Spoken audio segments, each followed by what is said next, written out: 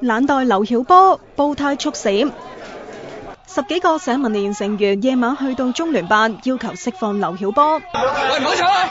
唔好搶！唔好搶！有搶！最終佢哋都去到門口大叫口號，仲開埋香檳慶祝添。但係嗨㗎唔止佢哋㗎。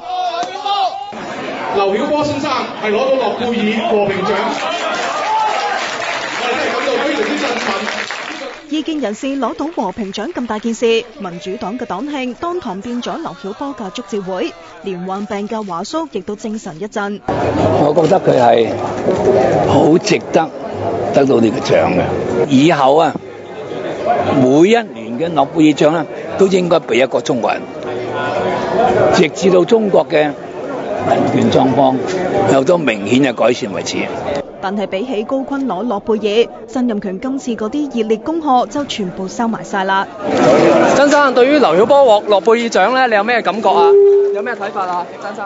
做細㗎更加唔敢亂抽水啦。今日我哋咧就係恭賀民主黨嘅會慶。做過記者採訪過6·4嘅邱成武係少數嘅例外。中國人能夠為即係世界和平或者個社會上有公義，我覺得即係呢一個都係一個所謂國際嘅承認咯。有意見就認為歐美喺中國威脅論嘅陰影下，無非係想向中共施壓。我諗係一個鼓勵嘅，亦都係一個鞭策。目前俾人睇到就係話個經濟同埋軍事，即係個硬權力咧就發展得快，咁但係即係軟權力咧，佢個民主同埋國家制度咧就係好弱同埋好滯後。但係劉銳紹就認為劉曉波短期內好難獲釋。中國政府有一種逆反心理嘅，好唔想順應呢啲外來嘅政治壓力。